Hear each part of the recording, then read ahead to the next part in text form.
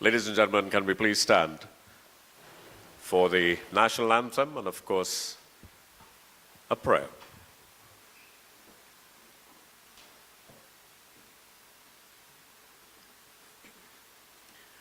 Forged from the love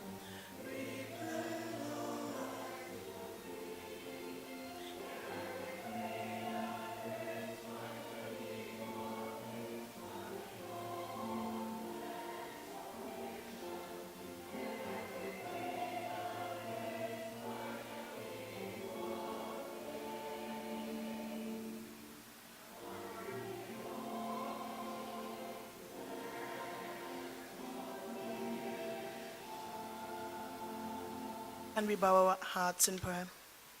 Father, we come before you, thanking you for this time that we are about to spend corporately in your presence.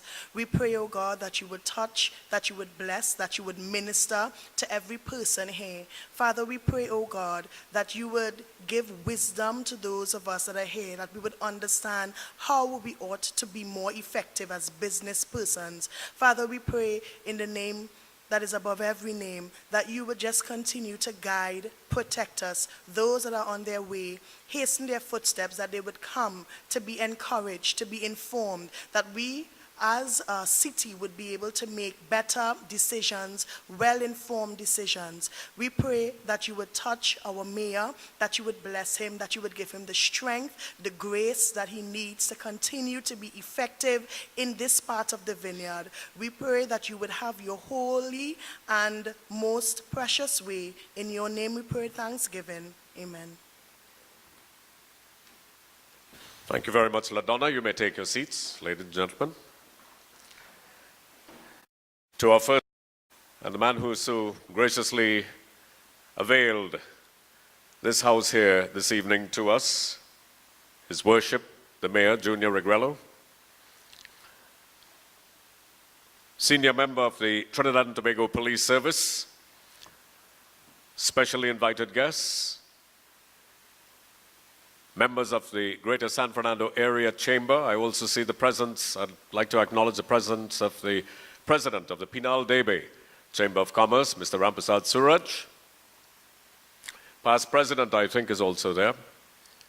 Representatives of different chambers, the business community, to my colleagues in the media,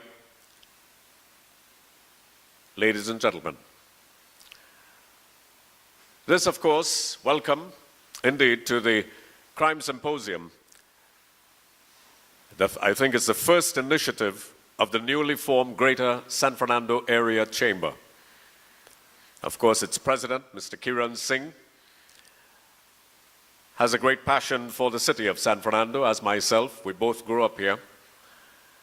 And indeed, for many of us, we've been witnessing for several decades now an increase in activity, including the criminal activity, throughout the San Fernando region. But we're no different than many other parts of Trinidad as well as Tobago. But I think the initiative by the Greater San Fernando Area Chamber is one that is now breathing new life into a topic that has become a sore point for many, many years now. I think with the wisdom of the President, Mr. Kiran Singh, and of course his chamber and chamber members, and the fact that your presence here is indicative of your support, this is very, very important. And we're hoping that this exercise here this evening will yield greater fruit. It's the passion of His Worship the Mayor as well, Junior Regrello, growing up in San Fernando just like ourselves and sharing the same type of passion. It is hope It is the hope that we, as members of the Chamber and as concerned citizens and indeed patriots, to ensure that we can bring and indeed mitigate circumstances that have surrounded us for quite a number of years now. We've got a number of speakers here. We have experts in the field of security, and some of these experts from innovative technology, I think you've read about him, Mr. Jonathan Sharma. We've got Mr. Trevlin Gonzalez of Royal Legacy Security. He'll be talking as well. And of course, the well-known and indefatigable Mr. Derek Smith, a San Fernando boy from SES Limited, that's SESL Limited. And of course, his mayor, his worship, our mayor, his worship, will be addressing us as well. We're going to give you the opportunity, of course, to interact with members up here. So we're going to try to keep the speeches as brief as possible so that members of the chamber can address those who are part of the table here, the head table. And of course, I'll have to call it the side table because traditionally, I've always known the head table to be on stage. But of course, on this table, you'll get an opportunity to address members and of course their presentations and of course quiz them on their presentations as well. Just before I introduce the first speaker, who is the president of the Greater San Fernando Area Chamber, Derek Smith and I, 3 years ago, we brought in the man called the Hands of Stone, Roberto Duran. He was a guest of a boxing promotion that I'd put on where we had 2 international sanctioned fights. And these were championship fights by the World Boxing Organization. Roberto Duran grew up on the streets of Panama. And you can ask Derek himself if you don't believe me. This is a man who grew up on the streets, who held up people even at gunpoint in Panama, was part of criminal activity in Panama, of course went on to become one of the most vicious fighters in boxing history. And when Duran came to Trinidad, he questioned Derek and myself about the safety of the country. He was worried to even let his children go out. A man from the streets and the barrios of Panama. And I told Derek, that's an indictment on all of us.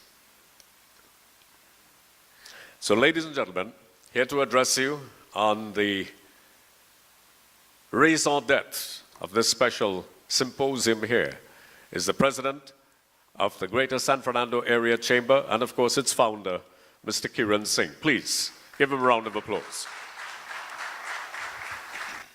Good evening, everyone. Thank you and welcome to come in to our first crime symposium for San Fernando, the business people and its residents. Let me begin by first of all congratulating all the SEA students who would have wrote the exam yesterday and to the members of our chamber and of course the Greater Trinidad and Tobago on a successful SEA result yesterday. We all know that it is important to encourage the youths, and with SEA having passed, there's a new phase for the youths to move forward in the education system of our country. Permit me a few minutes to just inform a lot of new people who are here about the Greater San Fernando Area Chamber of Commerce. Some time ago, for some time, business people in San Fernando have been speaking together unofficially about San Fernando not having a voice, being underrepresented with issues that affect us as business people and residents in the Greater San Fernando area. And as such, in early May, we came together and elected a committee to run this organization, this new Chamber of Commerce that we felt was much needed in the San Fernando area. And what we have done so far is to have some meetings where we discussed what we believe to be important issues that affect San Fernando and how we can work together with the San Fernando City Corporation and the mayor and the governmental agencies that are responsible for running this country on how we move forward with San Fernando. And of course, we would know that coming into San Fernando, some of the issues that would affect us would be traffic. We all hear about it. The usual, too much traffic to come on High Street, too much traffic on Superior Street, no parking. But I must say, kudos to the mayor. Then in recent times, he has made some changes with respect to the traffic flow, and we have noticed an improvement in the traffic. We still have a shortfall with the parking situation, but we are having discussions on how we move forward with encouraging people to be able to park with the different parking lots that are available. There are some street parking that is still available because we want to encourage people to come back into San Fernando to shop. As a chamber, we want this to be a forum where we use this as a platform to bring people back to San Fernando to shop. We would all know, as San Fernandians, some of us are not from San Fernando, that at one time San Fernando was the main shopping hub of the southern and central regions. This has somewhat declined, but we believe that if we have active participation in this chamber, because we believe this chamber to be premier organization to represent business in the southern region to the national landscape of what happens. We believe we can make a change, a positive change, because we have not had that for San Fernando in a very long time. We want to be able to partner with other chambers of commerce, to network with other businesses. A lot of businesses that are resident in the San Fernando area somehow do not get the coverage or not aware of other services and goods that are offered within our region. And we need to expand that. We need to use our social media. We recently launched our Facebook site. We're on WhatsApp, we're on Instagram, where as business people, you bring your advertisements, your promotions, we get together and say we're going to offer a sale, a price discount to people, and we put it on the Facebook page, so it gets automatic broadcast to everyone, and it's free. The important thing is it's free. We all, as business people, look at the costs that are attached to doing anything in business. And we know that the economy has somewhat slowed down, so we need to find new and innovative ways on how to increase business activity within our beloved city. And we want to increase business activity, business confidence. The confidence in San Fernando has somewhat stymied, it's lapsed a little bit, but we believe we can encourage that. If we stand together, united, as a single united voice, we can make a difference to the national economy and how we provide finance. We would all know, well, the older folk among us, of course, that the South region, San Fernando, is responsible for all the capital coming into the country through the oil and gas sector that has developed Port of Spain in particular. San Fernando got left by the wayside some time ago. And why is that? We are San Fernandians and who are interested in San Fernando growing and developing have to stand together and say, listen, we want to be part of the national conversation and where we see Trinidad and Tobago goes. We supply that finance. The economy cannot survive without, we all know, the major income generators as of now is oil and gas. And that is why we also call for diversification of the economy into other areas where we generate foreign exchange as opposed to using foreign exchange. And if we do that, we can be a positive contributor to the national economy. And with that in mind, some of us would have heard about the waterfront development project in San Fernando. Successive governments have, over the years, promised San Fernando that we're going to get a new waterfront. We're going to get commercial activity. We're going to see big business coming into San Fernando. This has not happened. But we believe that this is now serious, that the development project is impending. We are going to see this waterfront project happen. And as a new formed Chamber of Commerce, we want to partner with the San Fernando City and the other governmental agencies to make sure that we are part of it. As business people in San Fernando, we have to stand together and say, listen, this is our home, And we have to be part of the economic activity that is generated in San Fernando so that people from Port of Spain don't come and take it from us. Because then we are left by the wayside again. And Port of Spain has such a beautiful waterfront. And we all know when we go to that area, half of the people there from San Fernando. So why we can't have our own development in San Fernando and stay in San Fernando and avoid the DUI and the speeding and everything else and enjoy ourselves where we come from? Why give our money to another city? We have to change that. And I would just want to point out again that as the newly formed Chamber of Commerce, we have a lot of benefits that we want to offer to members: financial advice, legal advice, issues on health. As business people, we all know that we tend to forget our health and focus on the business, and then our health, which is supposed to be our wealth, then has to be, we then have to take the money that we spent, all that we accumulated over the years, instead of our business growing and our children prospering from it, we have to spend all this money back on our health because we forgot that we were supposed to take care of our health. And we want to be able to offer health and medical advice to business people and their spouses and children who are part of the chamber. And of course, we want to offer advice on security issues, which is the main purpose of this meeting today, this symposium, which is about crime. And we believe that crime is a major deterrent to business people and those who want to invest in any area of the world. It doesn't matter what part of the world it is. And we all know that for developing cities, crime is always a major challenge. For the police, for the government, for the city corporations, for business people, patrons, it affects everyone. And if we don't stand together and attack this issue of crime, how will business thrive? We need commercial activity for the economy to survive. And if the economy cannot survive, then the citizens cannot survive. We need to find a way, in conjunction with all the authorities, and how we move forward with dealing with this issue of crime.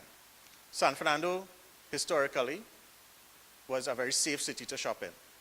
There was no issue of any sort of crime taking place in San Fernando. Unfortunately, recently we had some, I don't want to say surge, but maybe a spike in some sort of criminal activity. And that this has alarmed us as the chamber, and business people have been clamoring for how do we deal with this criminal activity that has attacked us viciously. And we want to put a stop to that. We want to tell the bandits, don't come to San Fernando, stay away. We want our city to be a safe city once again, so that shoppers will come here and be safe, spend their money, and be comfortable in how we go about our daily lives. And I'm not going to get into how we deal with the crime because we have several experts, a panel, who will address how we deal with the criminal activity.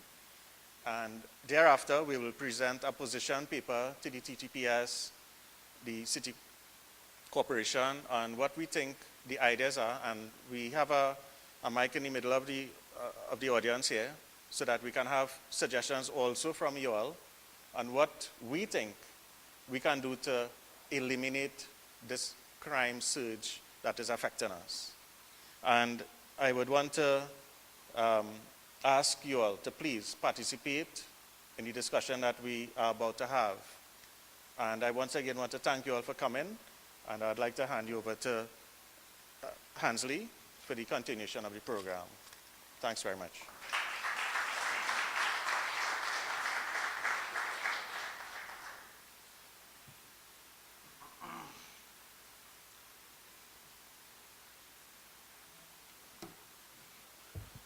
Thank you very much.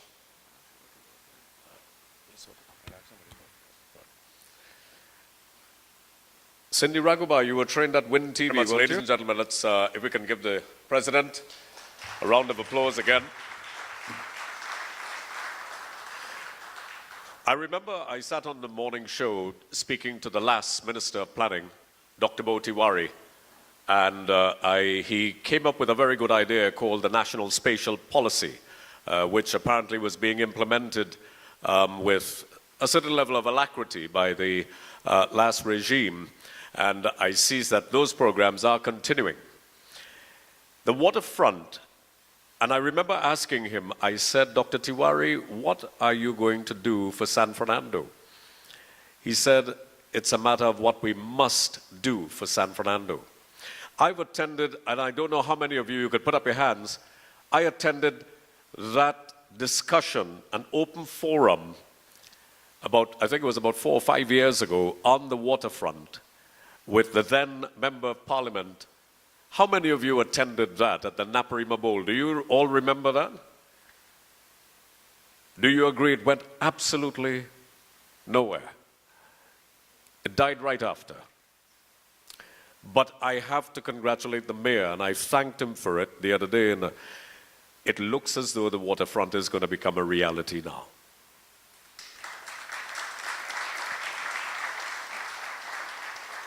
Videos on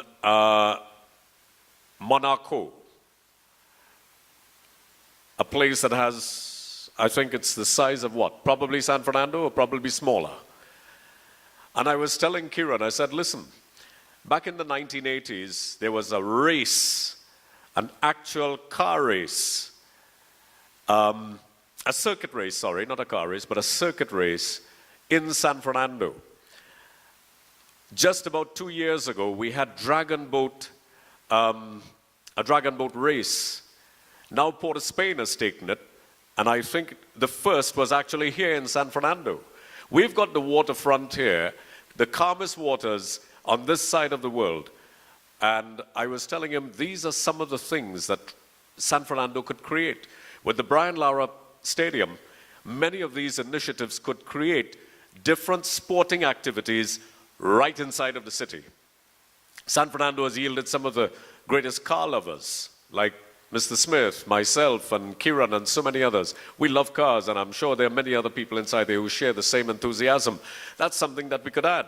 We have the Brian Lara Stadium, and interestingly enough, in an interview with Mr. Manning, the deceased late Prime Minister, I remember he told me, he said, right where the Brian Lara Stadium is, I'm going to make a city within a city. And I remember that discussion, and we spoke about it at length.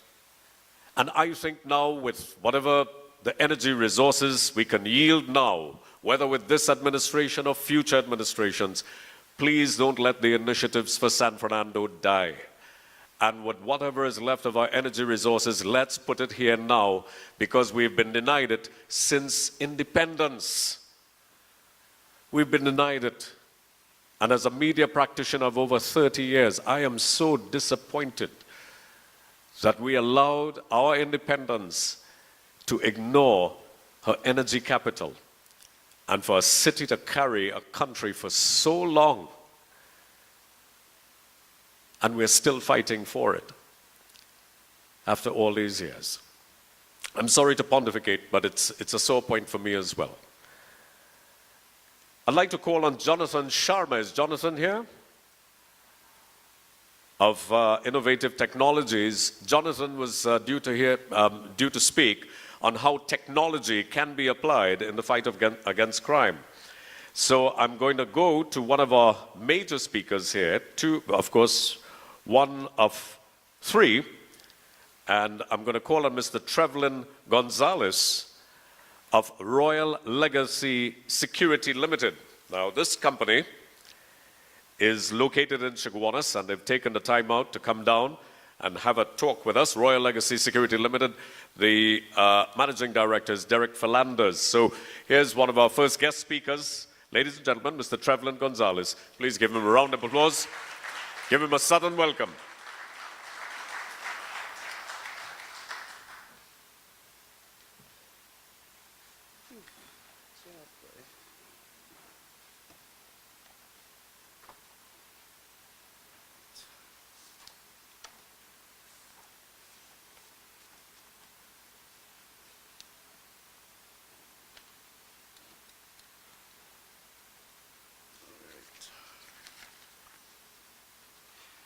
Firstly, let me say a pleasant good evening to each and everyone present here this afternoon, to our worship Mr. Junior Rogello, to our President of the Greater San Fernando Chamber of Commerce, Mr. Kiran Singh, and all invited guests here today.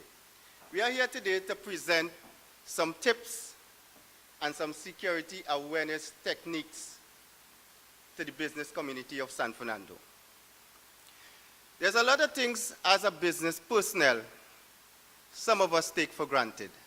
I am here today to point those things out to you and show you where it could be a loophole in your security procedures at your place of business. Firstly, let me just say a bit about the company that I am representing here tonight. I am the General Manager of Royal Legacy Security Limited, a newly formed security company that was formed late last year. This company was born out of a passion by the directors of this company to provide a security service with a difference. When I say a difference, I mean with a difference of having a security service provided to those that are seeking the service of a security provider, that they must be comfortable with the security service that is provided to them. How do we achieve that, you might ask? Well, I'll get into that shortly. I'm just going to give you a brief scenario about the security industry. The security industry has evolved time and time over. Long ago, you would have had a security officer. In fact, they were not referred to as security officers. They would have been referred to as a night watchman or a guard. However, the security personnel are now viewed in a different light. They are now under the title of a security professional, a law enforcement agent. With this new title comes new responsibilities by a security provider. What are some of these responsibilities? To ensure that the service that you are providing to a business community is one that is of second to none.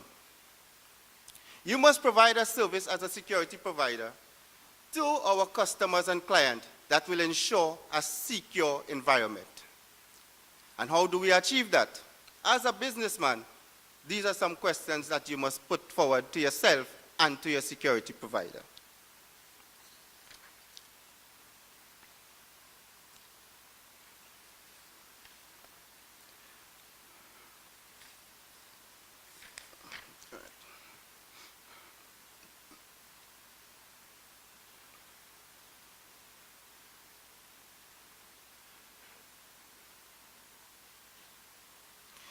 The new responsibilities that I spoke about that is now required by security agents or security professionals are as follows. A security provider must ensure or satisfy the person that they are going to provide security service for that their officers are well trained.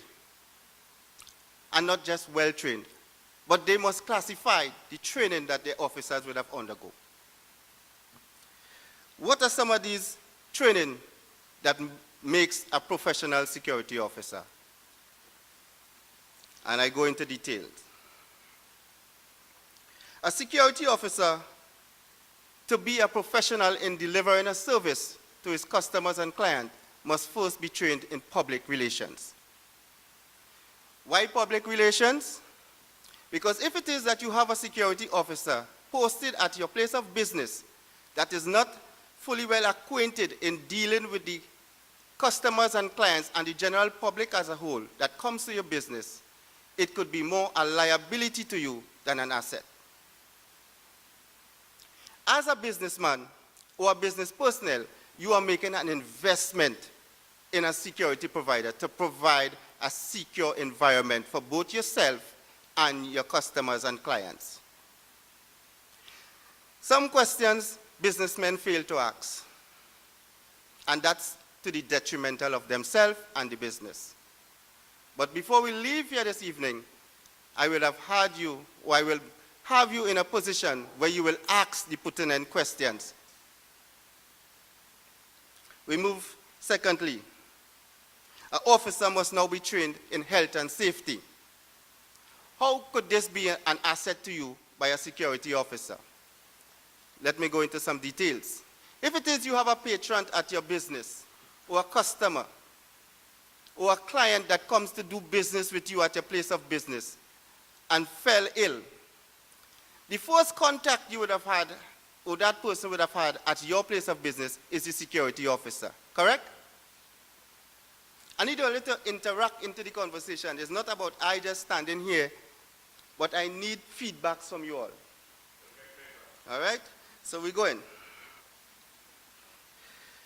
A security officer that is trained, or a security personnel that is trained in health and safety, could be an asset to any business place.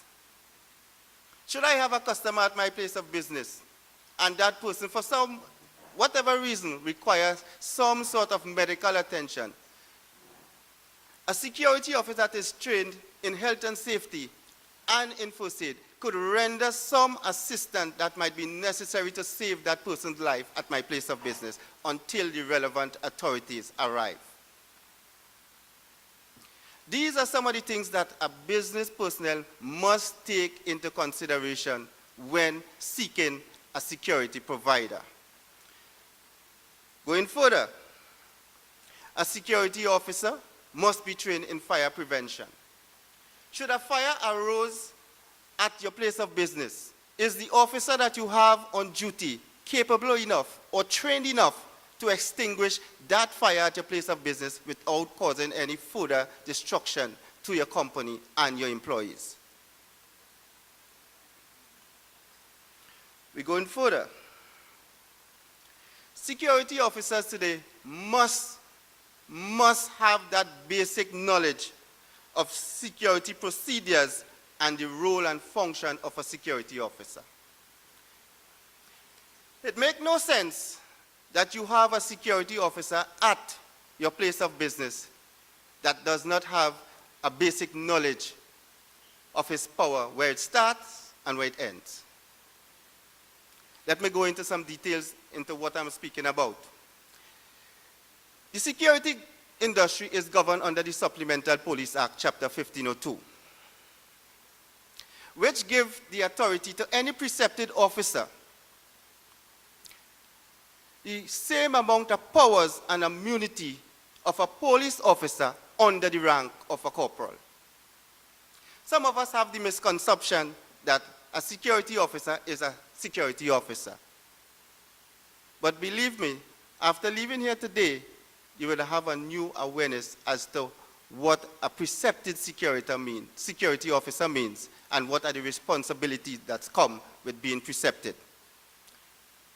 A precepted officer could make an arrest and lay charges onto someone breaching the peace or having committed some sort of criminal activity. A precepted officer has the powers throughout Trinidad and Tobago. You are precepted on behalf of your company and all police divisions, which give you, as a precepted officer, the authority to take anyone into custody for breach of the law throughout Trinidad and Tobago.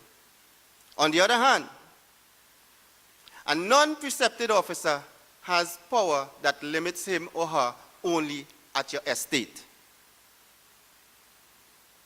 And these are some of the things that may land a business owner and security providers into trouble when they do not express and edify their security officers as to where their powers start and where it ends. A non-precepted officer could only make a citizen's arrest. How do we go about that? The crime must take place in the view of the security officer. And that officer could only hold that person until the relevant authorities arrive on the scene. A non-precepted officer cannot lay a charge. But what they are is the eye and ear acting as an extended arm of the police service.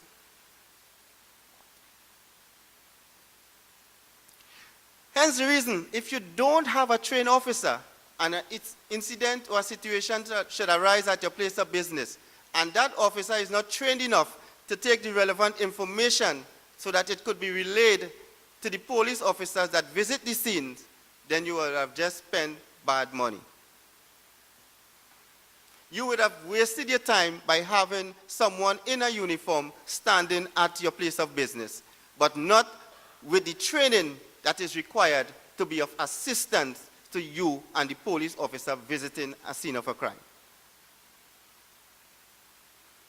Questions again?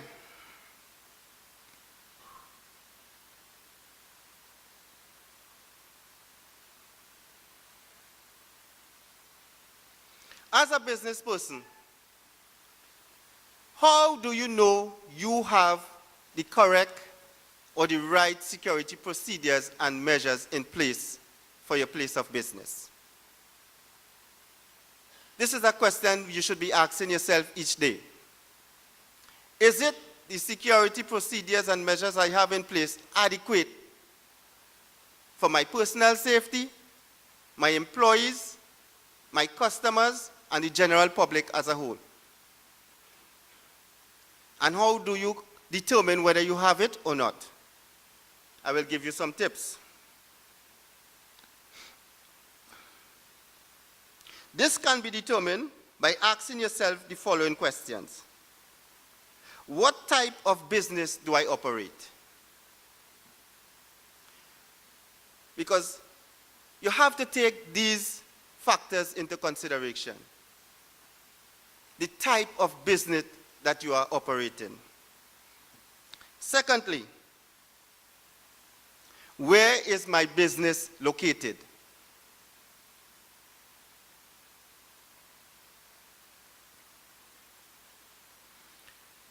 Thirdly, who are my family members and what are the behavioral practices? You might ask why this is a factor in determining whether you have the correct security procedures and measures in place. Based on the behavior of your family members, it could either draw attraction to you in a positive light or in a negative light. As a business person, you don't want any negative attraction towards you. So in order to have a security service or measures implemented at your place of business, you must take time out to ask yourself these very potent questions. So that at the end of the day, you will after determine whether or not your measures and procedures are comfortable enough to give a secure environment for both yourself and your customers. Then and only then would you be able to see your business blossom. The key factor in any security procedure is the way your information gets into the public. We, the business personnel, sometimes have our own self to blame because we involuntarily give personal information about ourselves, our business, not knowing what could be the detriment of those information that we involuntarily put out in the public. Information is a key factor to the success of any security procedures.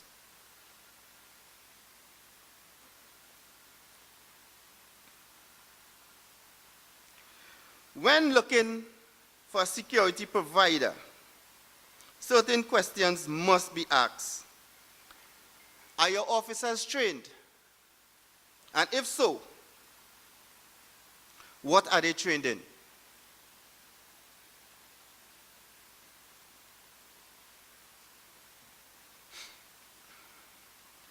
You must also question the security provider. What supporting measures do you have in place to assist the officer that is carrying out duties at my place of business should a situation arise? Does the provider has a response unit in place? If so, what is the estimated time of response by that unit to my place of business?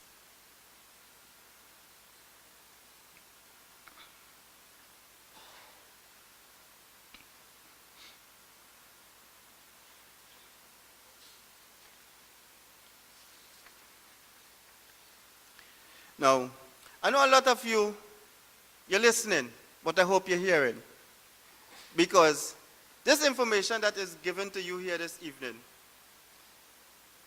is very potent and relevant information to your own personal safety.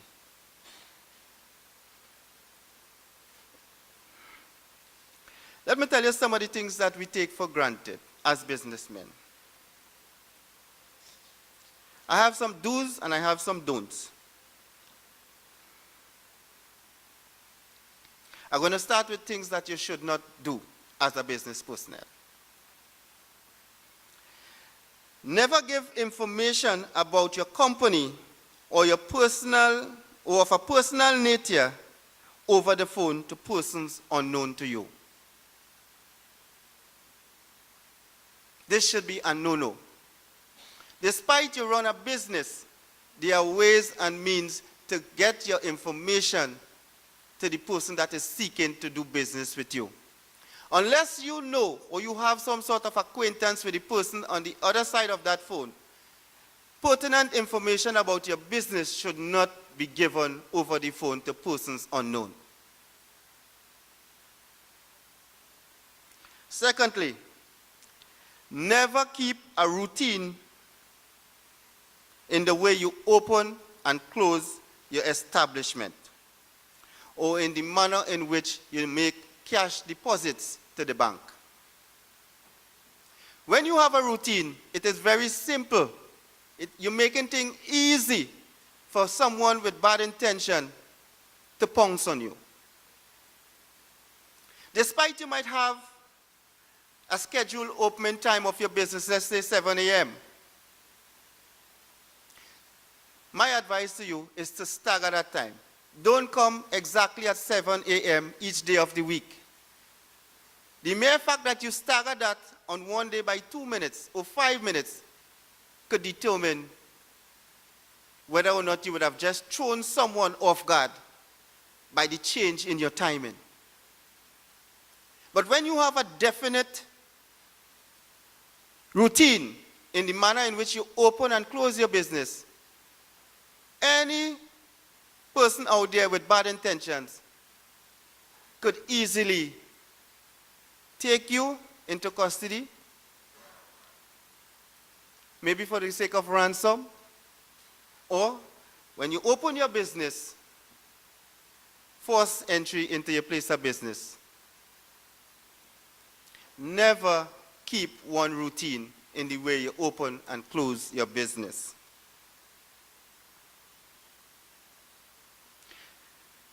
Thirdly, never take for granted that all is well at your place of business. Always take the time looking for shortcomings at your business. When I say looking for shortcomings, you need to test your security procedures. See where you lapse, where you have lapse in the current procedures, security measures that you have in place.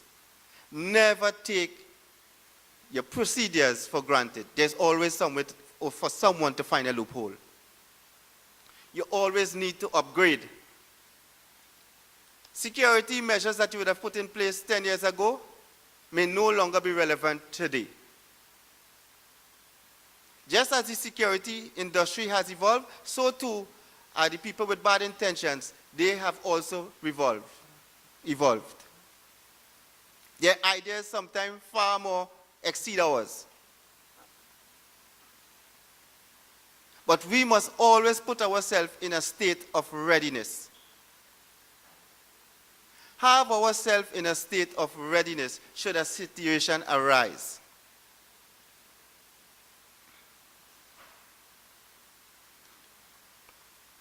Never, as business persons, Never employ workers only on the basis of recommendations from close friends and relatives, but do the necessary to give yourself satisfaction that you are getting the best person for your company. How do you go about that? Ensure that the credentials that persons come in seeking employment at your place of business is authentic. Ask pertinent questions. Before actually hiring that person, it is advisable that you do background checks on those persons seeking employment at your place of business. Now, most companies today is requiring a police certificate of character. However, just the mere fact that someone seeking employment at your place present a police certificate of character with having not been charged for any offense does not mean that they do not have an offense before the court. At the point in time that they would have applied for that police certificate of character, there was nothing registered against their name. But do not take that for granted that they do not have some court matter some proceedings before the court of law. So you need to go in depth in doing security background checks on potential employees.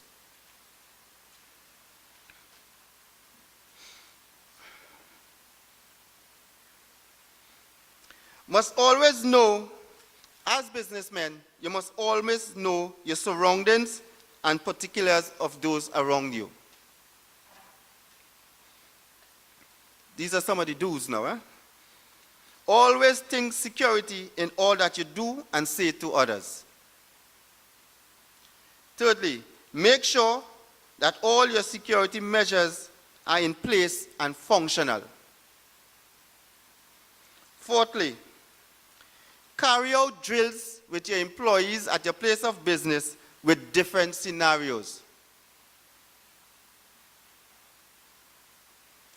Always test your readiness to cope with emergencies.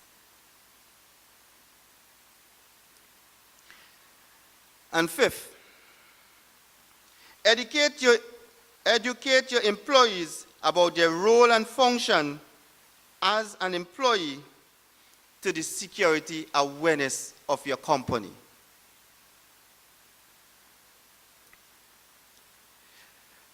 Now, the reason that you need to do these things as businessmen, there's a new trend now. There's a new trend where you have employee theft at the workplace. And if you would have not carried out some of the things that I just pointed out to you, before you would have employed someone at your place of business, you may just leave yourself open to employee theft at the workplace.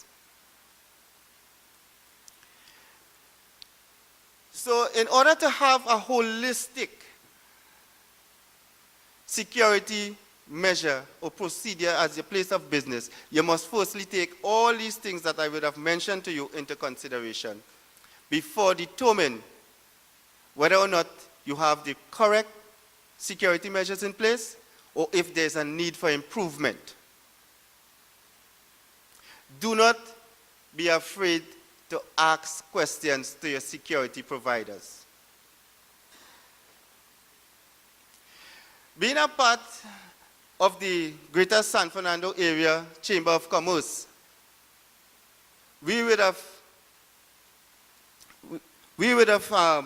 come together with the chamber to put forward certain measures, preventative measures, that we will be laying a paper, as the President would have mentioned earlier, to the Worship His Mayor, with some of our advice and some of our plans that we would like to see implemented to bring some sort of security to the city of San Fernando.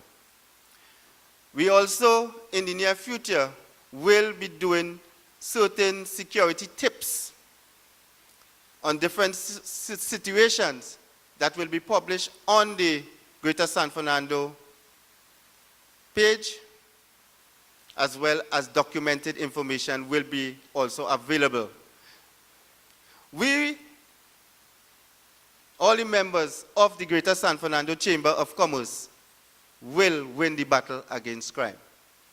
We will take back San Fernando, but in order to do that, we must first have a secure and a well-knitted network among ourselves. In order to develop a security plan for the city of San Fernando, we have to take certain things into consideration. I am glad to see that the mayor would have taken the initiative in starting it with the traffic situation. Because in order to have a workable security plan for the city, these are some of the things that we have to take into consideration. The traffic situation, what are the most vulnerable times for businessmen in the city, right? So time has evaded me at this point in time. There's a lot of information that is still to be had. However, we will be making ourselves available to all businessmen to give you that information that is required and necessary for your personal and business safety. Feel free to call upon us, to call upon our president, Mr. Kiran Singh, so that he may make the links, necessary links between yourself and us, so that we will be able to provide you with the security tips and measures so that you could live in a more secure environment. I want to thank you for this presentation that you would have allowed me to present to you this evening. I hope that it was edifying to those listening to the presentation, and that when you leave here with a renewed sense of thinking security conscious. Thank you very much for the opportunity. Thank you very much, Mr. Trevelyan Gonzalez, who is the representative from Royal Legacy Securities Limited. Mr. Gonzalez, you gave us some very good tips, and for the sake of members of the media and, of course, for the personnel here, if you can supply a soft copy for us for the Greater San Fernando Area Chamber, so we can put it up on the Facebook page, and for the benefit of those who are our Facebook friends and, of course, members, and indeed for members of the media as well, because I think you all will be carrying a rather extensive story on all the activities here, including print, and all these wonderful points that we received. Ladies and gentlemen, we're going to move along. I just want the security personnel, as well as members of, our representative from the Trinidad and Tobago Police Service, to be mindful we have some teachers among us here, and teachers are also facing situations of crime. Funny enough, coming from their very own students, and of course, the parents of these students. And there are activities that actually take place on a school compound. So if you could put your minds to that, those of you, I think we've only got about 2 more speakers. And very quickly, home invasions have been on the increase. Home invasions. And if we could also have, because our business people here are homeowners. So if we can also render some advice, pointers and tips for homeowners as well, seeing that we've seen an increase in home invasions. Let's move along now. And we have a member of the Trinidad and Tobago Police Service. He's not in a position, incidentally, when we have our little vox pop, where people will be allowed to address some of the questions to the speakers at the table. But of course, he's here to give us some advice. I am advised that this is the responsibility to address these questions from the Trinidad and Tobago Police Service, from the senior superintendent up. And under that, our sergeant will be unable to address some of your concerns afterwards when we have our open forum. However, he is here. Let me welcome him, Sergeant Reynold Ramdial, from the Trinidad and Tobago Police Service, to offer us some advice.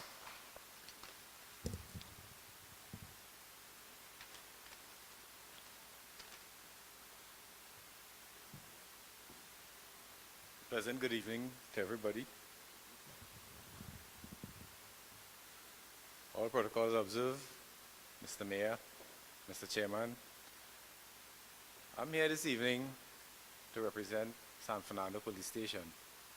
The San Fernando Police Station covers a large area which starts in the inner city, goes all the way to the Silver Bridge on the SS Erin Road, Davie. The demographics of the area has been a challenge for us. Most of it is rural, but the city here, in the inner city, it's a lot different. In recent times, the police has increased our presence in the inner city, both foot, mobile, both at peak times and the off-peak times. During the night, we have a more visible presence in the inner city by way of mobile patrols. We also have increased plainclothes patrols in the city, and we have assistance from other agencies within the TTPS to address situations as they arise. But as you know, in the business of law enforcement, the dynamics change on a daily basis. When you have to respond to different situations, our resources have to go where they are needed most. But most of the time, we are able to properly police San Fernando by the way of foot patrols. Together with the other challenges, we are trying our best with the resources we have to direct it to the areas that is needed most. I know recently there are some upsurging crimes in the inner city,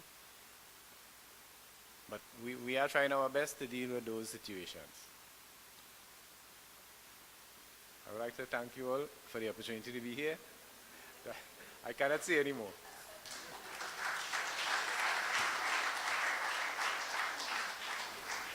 I think the problem is that sometimes we expect a member of the police service to be too talkative. We've been looking at too much Starsky and Hutch and Hill Street Blues and these type of shows, so we have a certain expectation of law enforcement. Thank you very much, Sergeant Ramdial.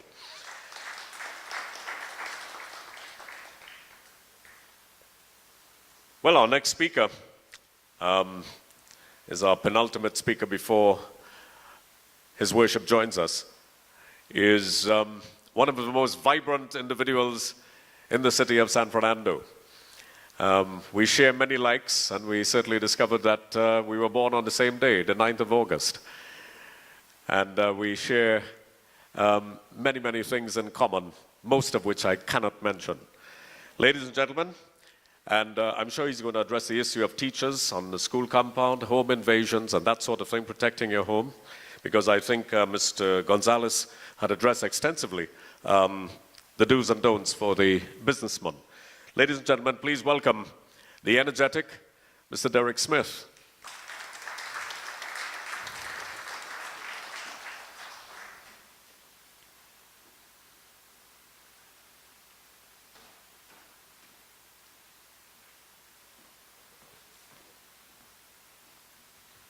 Ladies and gentlemen, His Worship the Mayor, my very good friend, Mr. Junior Regrello, President, Mr. Kiran Singh, and my birthday man, I call him 007, because he and I share many different things in common, most of which we don't want to mention. Just want to do, I want to observe the contribution by my erstwhile security colleague, Mr. Gonzalez. Mr. Gonzalez, trust me, I'm in this business 40 years, and I understand clearly what you presented to the business community because it's very valid. Also, the little tips that you give in the end. However, this evening I would like to present to you my knowledge of this city which I was born, and of course I do security right around the island. I'm in charge of some very important investments in this country, in the Point Lisas area and the Labitco area and other major industrial estates. I belong to the ASCOT, which is the Association of Security Companies of Trinidad and Tobago, and I would like to encourage you to join also SMART, Security Managers Association of Trinidad. I my company has been given the work of securing the city for almost 17 years. I think I might be short by a couple of years. So I know the city to the back of my hands. Now, I thought I would come here as a member, of course, of the chamber, and I'd like to congratulate Kiran, by the way, Kiran, sorry, is that I'm very passionate about it. I put pen on paper when his worship became mayor. Mr. Grigrello became mayor. And I also had meetings with him, with my American counterpart, because we are a company that have ties. We have ties with the biggest security company in North America. It's called Datanetics. So we have moved in a different realm of the business from not just security guards. If you're looking for a guard company, I'm not the place to come to, although I have 800 workers. So I would like to talk about San Fernando and the inner city particularly. Why am I choosing the inner city while people like Bel Air, Gulfview, Philippine, Marabella, Gopal Lands, and these places are shouting at the Ministry of National Security? Are you all aware of the budget that they have put for security? Billions. It's the biggest budget. And I'm not going to dwell on any politics because I know that the powers that be are trying their very best to curtail this menace which we sometimes come close to our front doors. I'm going to do, in the end, I'm going to address what Mr. Hansley asked me to do, which is your home, where sometimes these people come as well as when you're on the road going to your home. So we deal with security at the home, on your way to work, at your workplace, and back. We also do security. We are a group of companies. All of them specifically get to address certain loopholes, as Mr. Gonzalez would put, cracks in the system, where you could become a victim. So if I had a map, but what happened is the TNTech cut me off today, so I couldn't print the map of the city of San Fernando. But what I want to tell you all, how many San Fernandians we have here in the room? Is it a majority? Okay, great. Do you all know that we have, San Fernando is very unique. Reminds me a lot of the French Riviera, except we are more green. But the city of San Fernando is built around a hill. It's called the San Fernando Hill. And that city, if you go on the hill, you can see all that I'm going to tell you right now. You will see the bypass, which is the main road that connects back to the highway, right? We call it the bypass. So you come off the highway by the old tech there, by South Park, and then you make a beeline, and that connects with Rushwood Street and all the different streets. So for San Fernandians, you all will appreciate that San Fernando has 7 exits.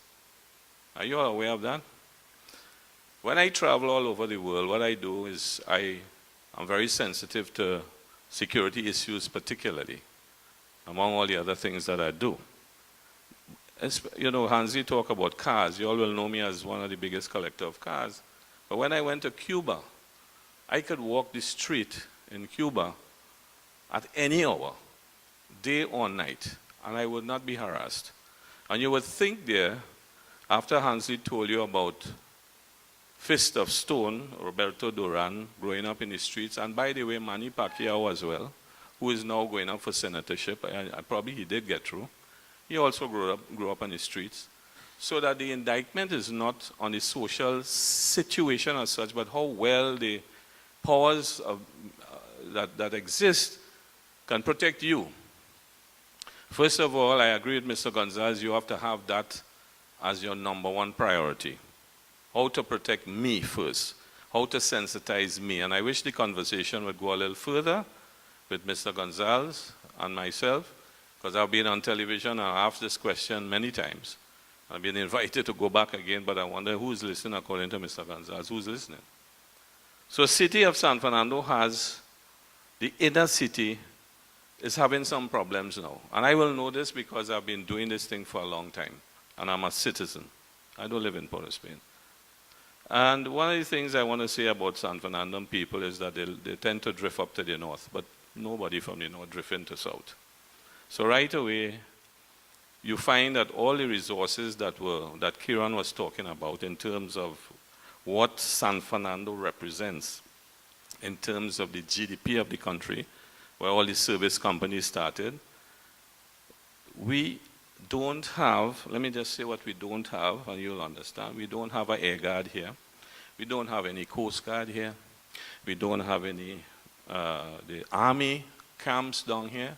And I would like to ask His Worship to use his influence to at least put a Coast Guard vessel somewhere outside, because my company is responsible for all the ports in Trinidad, all. I'm not talking about San Fernando. Well, San Fernando is not a port, although it is called King's Wharf. I want to raise your awareness of what Hansley was talking about. We're getting a raw deal, and the President said so.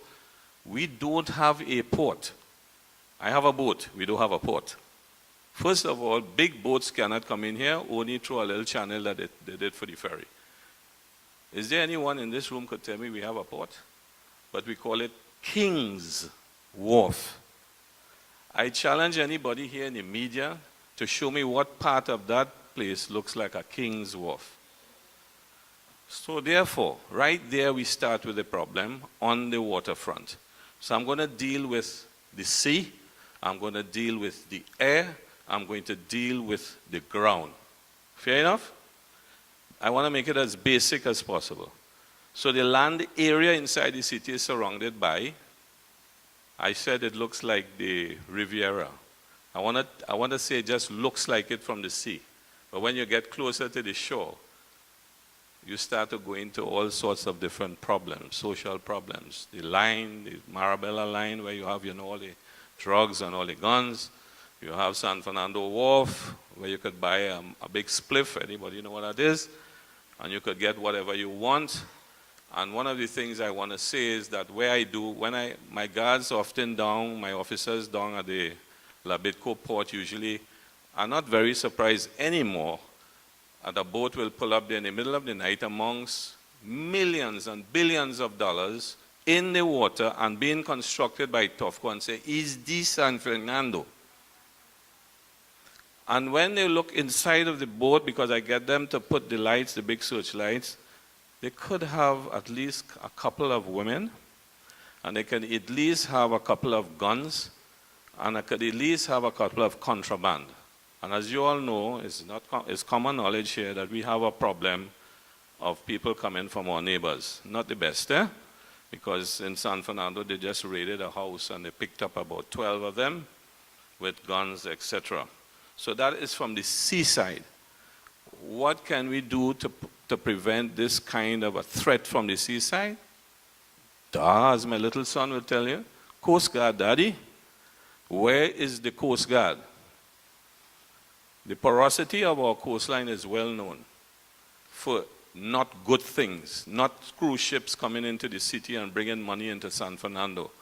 And I have been, like Hansley, sitting down on these things, and I offered my time and service free of charge on that committee so that we can see I'm owner of a hotel, for crying out loud, so I want to see tourists. I don't only want to see, the other kind of hoteling.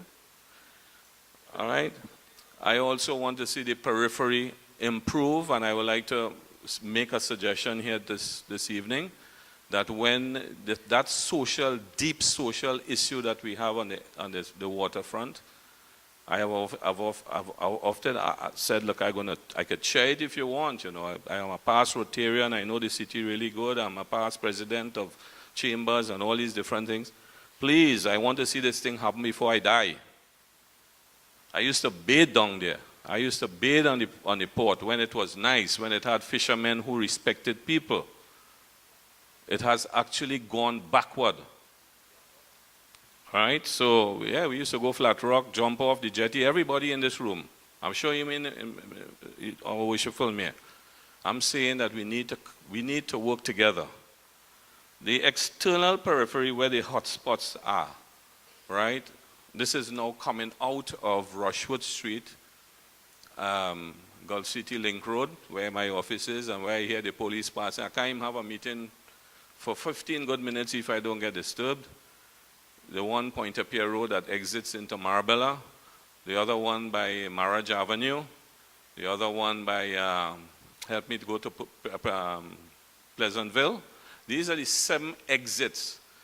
And if you all notice something, every time they put the police on the road, the traffic situation improves. When there is no police on the road, have you all seen everywhere on the highway since the last regime, and maybe a little bit of the regime before that, and I'm not going to be political here this evening, please, that when you put the resources like Cuba does on every single corner, you do not have a problem. Nobody will take that chance. Okay? Now, the external periphery, which includes, like I said, La Romaine, Claxton Bay, Marabella, you're going towards Gasparillo, all of these places where high crime is, and it is moving from these areas into San Fernando. So the first places it will touch would be Philippine, it will touch Bel Air, Palmis, Gulfview. They will be bold enough to follow you because they come in a car. And I'll tell you how to use your car to get rid of them, right? Because if the terrorists could use a car and mow down 89 people, I can't see why you can't mow down 1 or 2. I gave the lecture, by the way, to businessmen. So what are the what are the problems and trends? We're seeing more crime now in San Fernando. Definitely. I know, I hear new sirens passing, blaring every day. And the statistic shows that it's happening. We must know the problem first before we deal with it. We cannot deal with a problem if we don't know what the problem is. So I just outlined to you the problem from the sea.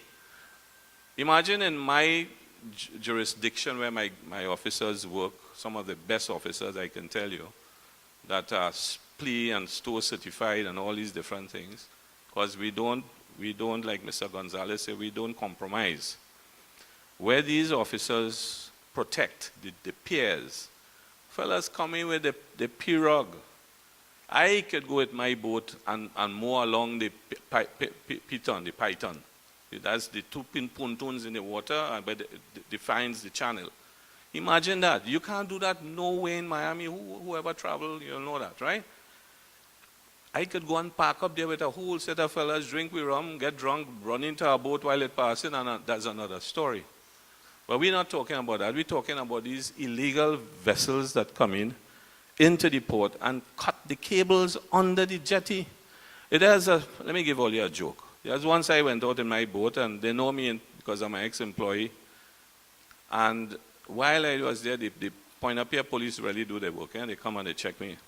So one talking to me, and he's saying, "You have your license to be here? You're a member?" So I say, "Yes, sir, I'm a member." So next fella in his back of the driving the boat said, "That's Smith boy from SCSL boy." He said, "All right, man, you could stay." So one of the boys in my boat had what do you call these things that go up again? The little kind of helicopter thing. I'm forgetting the name of it now. The drone. Yeah, I'm losing my mind. So, so he says, "Smithy, you want to see something?" And that was just around the time that they had the spill. And I said, "Go ahead and show me how this thing is working, boy." Not pretending that I didn't know. So he launched this drone, and he's showing me how the camera taking all the pictures, and he passed it over the jetty, the Pointe-a-Pierre jetty. And them fellas on the Pointe-a-Pierre jetty and everybody doing so. That is to tell you the sensitivity level of our security. You're supposed to be 14 miles away from that port. But here I am running this drone, which could have a bomb on it, and just drop it on them. So you see, we have a lot of work to do, and I want to encourage the President to continue this discussion. This cannot happen tonight only. So we need we need a more structured approach. We need more innovative techniques. How many of the cameras in this city are working? And where is it being monitored? Mr. Mayor, I'm not going to ask any hard questions tonight, but we have cameras. But what are we using the cameras? To catch me when I break a red light, or to catch the fellow who blocked me, or my wife, or my kids? What are we using these cameras for? And if we know, We demand to know. All right, so we need more innovative, more modern approach. And when I came to his worship, I brought the most advanced methods of coordinating that nobody could penetrate the city. And, you know, my son who is taking over the business, he is very into it as well, into these systems and all the modern technology that I could sit down here right now and tell you how many people in my hotel and how many people are in my house. And that's what we need to do. We need a more structured approach. We need a more collaborative approach, more hands on deck. Business and citizenry has to work together. There used to be a program, Hansley helped me, on American television, where they will find a criminal. I'm trying to remember the name of that. It's not on the TV anymore. But for those of us with my kind of vintage age, what is the name of that show again? Whenever a criminal, they will have a show, and you will find that criminal within minutes because it broadcasts into the whole of America. We need that. We started it in Trinidad. That's right, Unsolved Mysteries. And what we used to do is, what we did in Trinidad is we have the police putting on pictures of these wanted people. We need to get back there. Because these fellas walking on the road, 10% detection rate means you have at least 3,000. It's a very conservative figure of murderers walking the streets. Some of them, we know them, but we're more afraid of them. So we need all hands on decks. We need the police, the army, the air guard, the coast guard, private security. I've been clamoring this for years. Get the private industry, security industry, who are, of course, registered by the Ministry of National Security. You've got to ask Mr. Gonzalez, say, you have all kind of, we have over 600, we have more companies here than in Florida. But I often tell my clients, the more one come, the other one come, I get more business because the standards are very low, there's no regulation, etc., etc. We need all arms. The more arms we have, the more we can do work. To keep a tight budget, I know his worship will say, well, he has a very tight budget. Use us as and when needed basis. Don't use us all the time. You see that thing they call, the one that is patrol without armed guards. To me, I mean, I comfort patrol or something like that. I'm not comfortable with that because if a man putting a gun on my head, no fella coming with a baton or a slingshot will help me. There have to be armed patrols working with the sergeant here and his group of people, and all of us have to be interconnected in terms of communication. So you just put, some of my clients have communication, they have their own form of communication. Police put a communication by me, you understand? We have to trust each other, after some time, you know what I mean? I in business 40 years and we must be changed about 6 commissioner of police, right? Using existing resources more effectively and proactively, the city cameras, the radar on the San Fernando Hill, I don't know if that is just for show, right? But and I stay in my house and I see in all of these boats coming up and down and they're carrying drugs, and some of the most sophisticated sergeant will tell you he must be having a time with his boss to give me a more sophisticated gun than these fellas, right? Right, Sarge? Right. Businessmen can't get guns. How backward is that? If I was the commissioner and I giving you a gun, you have to show me that you go in on the range at least once per month. I'm not giving you no gun. I'm not going to add to the collection of the miscreants. Okay? So we need all these hands on deck, right? And using the existing resources, the radar and all of these things to detect, deter and restore. Deter, detect, and restore. Isn't that what we want? Encourage the citizenry to come. You see this part that the commissioner always talk about? I don't condemn the police, What I want to see is, and I'm going to say it this evening, spend some money and let me know how many fellow Trinidadians I live with. Stop saying this 1.3 nonsense. Nonsense. Do a census, and while you're doing the census, anybody goes to America, anybody get a visa. When you go in America, they know your business better than they know the American business. You hear what I'm telling you? You cannot enter into their. Do they take pictures when people come in our country? No. So if an assassin comes in here in the drug trade to bump off somebody, I ain't gonna call no name, and you can't find his body or his head, wherever, do we know who it is? Are we Interpolish? We're not even into anything. So we don't have a way of even measuring people who went away to ISIS. Our own people, how ridiculous. So you know, it's a conversation that, you know, I was asked to go into the parliament to sit down and represent security because I'm very passionate about it. And I know the solutions. But I said, boy, and I'll tell you, I'll say, boy, if I go there, they're going to say me and you is friend, boy. And that's why you're getting all the business. No. I'm going in there for my citizen, every one of you in this city hall here, to protect you. You have to cooperate citizens. If you see something going on, call the police. It ain't like long time they have no car. They have endless cars, some of them halfway my shop. Right? And there's fly past by me there. Will you ever see the size of that road? All right? And more signage. We need more signage. Put up some more signage so people, when they see something going on, they're going to start to take their phone and start to film it. They will call 800 tips, or the police, or whoever it is, right? And there's two things Hansley asked me to do before I quit. So these are my ideas of what we need to do and be more sensitive to the situation. It's a conversation we have to carry further. This cannot end here. It's only a start. I only touch the surface, right? When you have your house, have a safe room in your house. Put burglar proof in your house, but have a safe. How many times you hear people shoot people and kill them, but they kick down the front door, right? Or they enter through the window, right? But when you're putting your burglar proof, don't put it with to be able to open, okay? Because you'll you'll roast yourself inside of there, okay? You have a safe room and put everything in your safe room.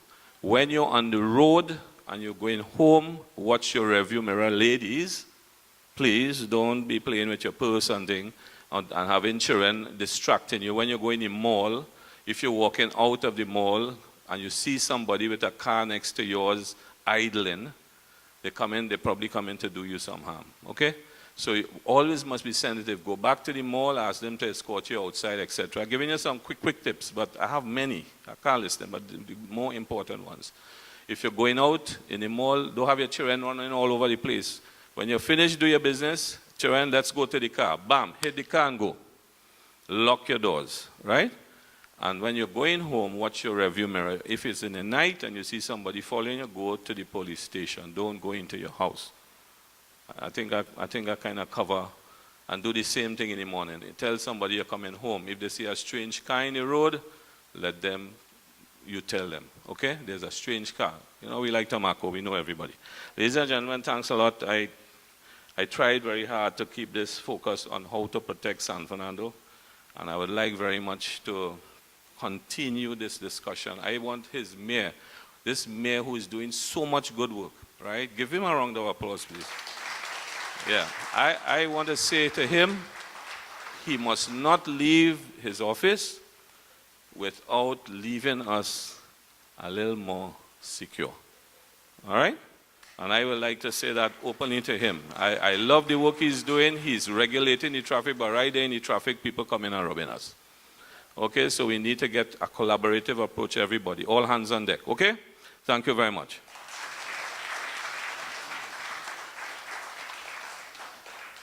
Thank you very much, my dear brother, Derek Smith. I thought you were going to say, Your Worship, I don't want you to leave home. I don't want you to leave your office and go home at all, ever. Derek, ladies and gentlemen, just before I bring on His Worship, in 1998, I formed a group. I started with 4 prisoners. It was actually formed in the prison system, and then when they came out, I worked with the group closely. We got together, we assisted in creating financing for the group. It was called Vision on Mission. Today, we've expanded from the 4 prisoners to about 1,000, close to about 700 ex-prisoners. Purpose of the group is to deal with youth delinquency and also those who are coming from being deported from around the world. Some of these include soldiers, Trinidadian soldiers, who fought in Iraq and in other places where war was being waged and the United States had an intervention. Many of them got involved in crime after they came back from the war and were deported back to Trinidad. Some of these are bomb experts. Many of them, some of the crimes that they were held for was gun running. Now, the Vision and Mission Group were responsible for taking these deportees, finding a job for them, and many times, many of the deportees, their families tend to reject them. But the point is born out of Derek's point about some of the people who are coming back here. Who are the citizens among us? Some of them are our very own citizens who have left, who have learned certain skills, and I can tell you from my work in Vision and Mission, I've spent a lot of time in the jails in Trinidad doing this work with this group, and I can tell you inside there is a university. They learn things inside there that's amazing, things that I could not have even conceptualized in terms of logic. And you go in there with a simple weed charge, or you might be held for not paying your alimony. And when you come out there with the knowledge of how to take down a human being and their family. And that's a reality. That's a reality that we face, and they're coming back. The vision, we can only do so much. We had a safe house recently. We built an edifice to house some of these ex-prisoners, 40 acres of land where they're now in an agricultural program selling back to the public. But ladies and gentlemen, I could tell you, the numbers far outweigh what can be contained. I'm telling you. And that's a reality of the situation. Wayne Chance, I'll invite him to have a talk with the organization, because Wayne is now a United Nations ambassador. He's the holder of a national award. Wayne was the leader of the Young and Restless gang who terrorized Trinidad in the 1990s. And he's reformed. And one thing Vision and Mission taught me is that you can't write off anybody. We can have faith in humanity. There are men who can change. But we need a societal intervention. A societal intervention. I asked Dr. Rowley this when he was in opposition. I said, Dr. Rowley, what are we going to do about some of these, the inner city that Derek referred to? And he said there needs to be a societal intervention. How many more are we going to lock up? How many more are we going to shoot and kill? We have got to address it. And as businessmen, you also hold the key to come together with the necessary organizations or talk to government and say, listen, we're willing to put some money behind this, just as they did for Vision and Mission when we started. Put some money behind it, because we can't ignore the problem. It's growing. Many of these young men are finding themselves into the jail system and coming out worse than when they entered. And they're in large numbers. That I can tell you from my own experience, from working with this group. Ladies and gentlemen, let me bring now our final speaker. And of course, then we'll have a display by Master Leroy Bruce on self-defense and how you can actually defend yourself in the street. I've been in the mayor's office many, many times during the course of my life. And I must say, when I walked into Mayor Regrello's office, I saw pictures of old San Fernando all over his office. And I realized from that he shares a passion that I have, a passion for San Fernando, his city. And that alone, I needed nothing else to think about Junior Regrello. On seeing this, I realized I was dealing with a patriot. Ladies and gentlemen, here's our featured speaker, His Worship, Mayor Junior Regrello. Please take your seats. So, And Vision Information had their very first meeting in San Fernando in, where? Skiffle Vineyard. It's the only time I saw so many, may I say, criminals in my vineyard at the same time, but you say, with a vision and a mission to reform individuals. And let me take the opportunity to thank Mr. Smith, to give him the assurance that we are committed to the cause and that we will work together. And I know that he brought down a very distinguished, very experienced criminologist to Trinidad sometime last year, and himself, myself, and the ACP for San Fernando met and had a long discussion on the way forward. The very distinguished presenters this evening, members of Greater San Fernando and San Fernandans who gather here this evening for us to discuss this very critical topic. And I must commend Kieran and the Greater San Fernando Area Chamber of Commerce for this initiative. I think it's long overdue, and let us move forward.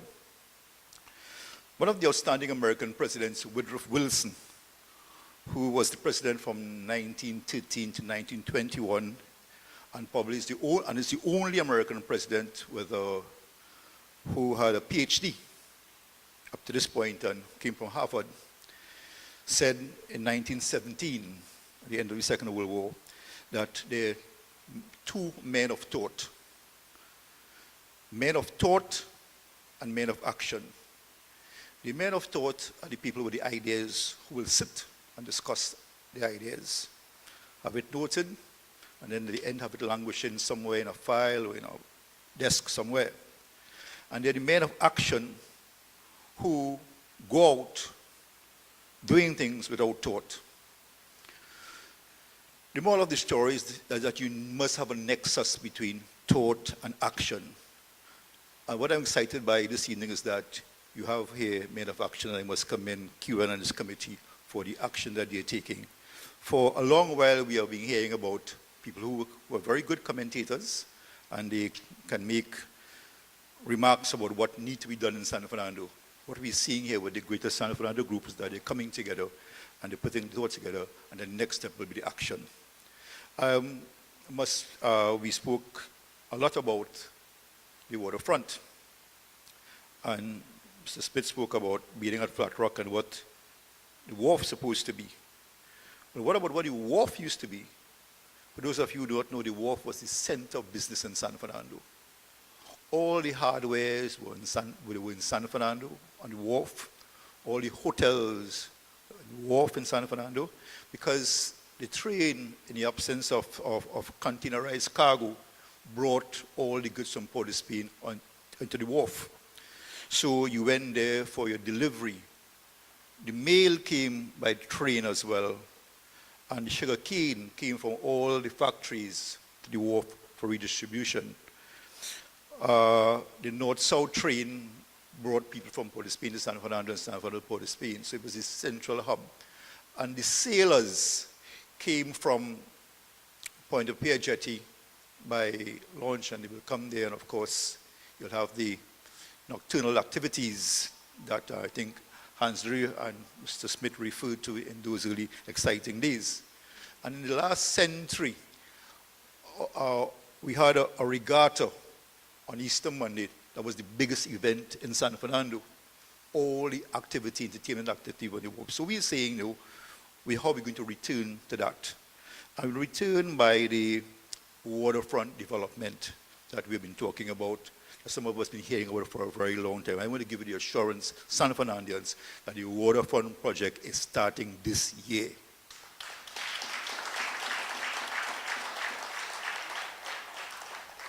The first person I heard speaking about the waterfront was somebody called Ray DeFentala.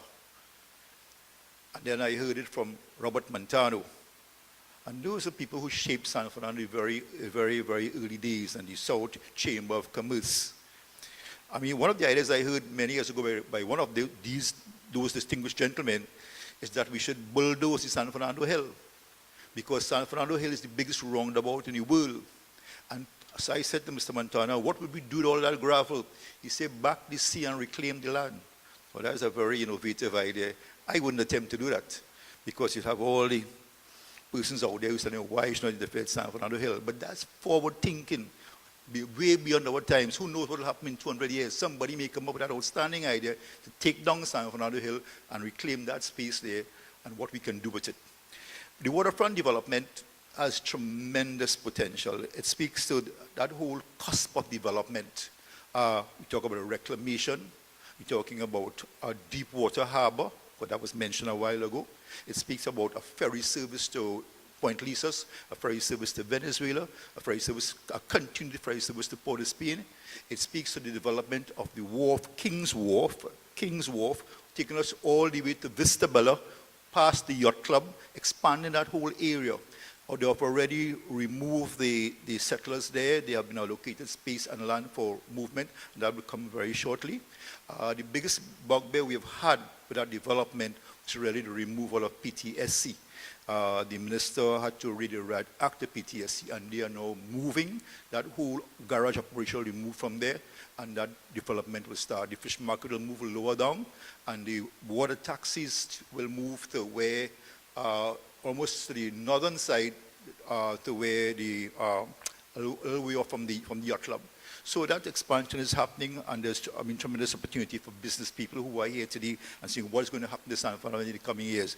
I think it's exciting, and I'm excited about that. Whenever I speak at graduation, I tell young people, be excited. The opportunity is there, and it's ready for you. We spoke about customs, and let me just tell you that the city corporation, there's a building opposite the fish market that was restored about a year or so ago. We have just made it available to the customs. We have done the refurbishment inside there to make it ready.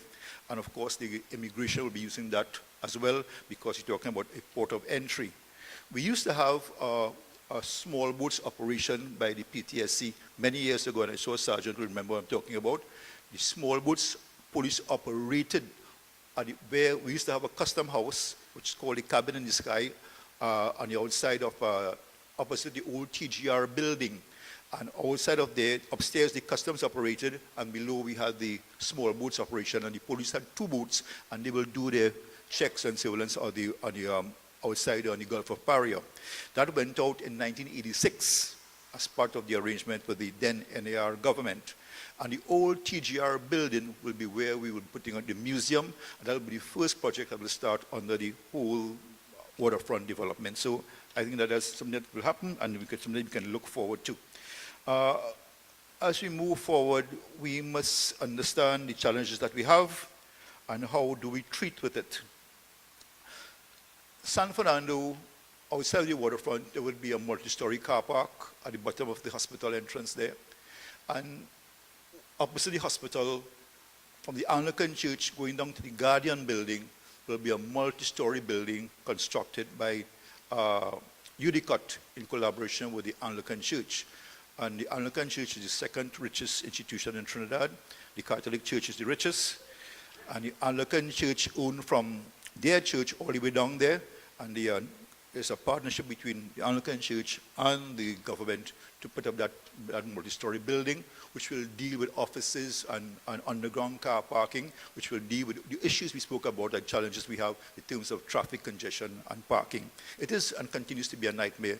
Mr. Manning's vision for San Fernando was to carry the hospital south from the old General Hospital where I was born to lower down into the Embarcadero area. But another dispensation didn't understand and brought the hospital north. That building north had 1,400 parking lots for the public. It had a library with an audiovisual room, it had shops and stores, and all the offices in San Fernando would have been in that building. So it would have been a one-stop shop for people to go to. You want to contact your registration of bills and debts, you want to go to the immigration, you want to get your passport renewed, whatever it is, you have gone to that building.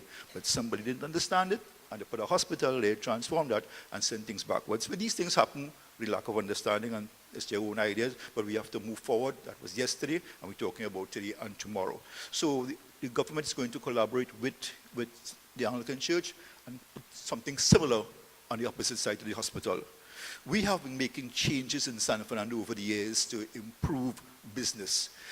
So for us to address the waterfront and the business that we anticipate will be happening there, we have to make the streets easy and easy access. So this is why I have started a whole reconfiguration of how we do business in San Fernando. So one day I was coming to work, and I came down, if you know San Fernando well, St. Vincent Street, turning left, Chacon Street, turning left onto Cuenca Street. And there was an ambulance coming down Cuenca Street, just past the nursing home. And from what I understand, there was a pregnant lady in the car, in the ambulance. And this is 8:05 on a weekday. And the streets blocked on either side, all the way down to Republic Bank, around Citibank there. And I'm saying that ambulance could have gone down Chacon Street, head across King's Wharf, and get to the hospital. But that time, that street was a one-way going up only. So we met with traffic management, with the sergeant and had his team and all the other stakeholders, and made those changes. And you need to understand what that means to you. So if you have somebody, you have to have an emergency, you have to get to the hospital in time, you don't have to make that wrongs and come through and pass in front of Republic Bank, in front of Royal RBC, and go through all this trouble.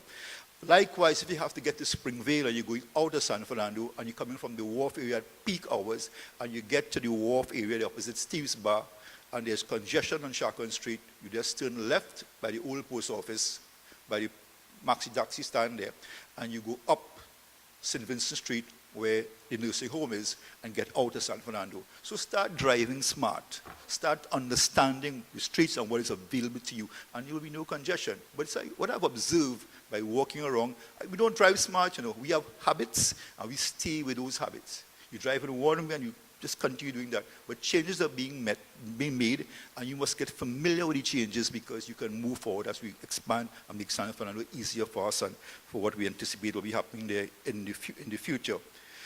We recently sent off a team of counselors to Guyana to look at business opportunities because Guyana is the next frontier for development in the Caribbean, and it's exciting times there.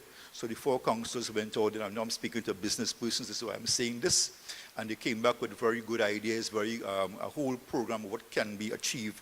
So the council will be sending another team there early next year, and of course we'll be inviting business persons to go with us to see what can we do. So we need to get a foot inside there before the rush starts, before others get there. There's the thinking that everything happens in Port of Spain, but we say no, it starts here. So we will be a little more ahead of them this time around. The Prime Minister recently went to China and came back with a lot of goodies, and you will not be in the position that I am to have an idea what's happening there. But it is really tremendous what we understand from our level, what is happening when those arrangements made with the government of China.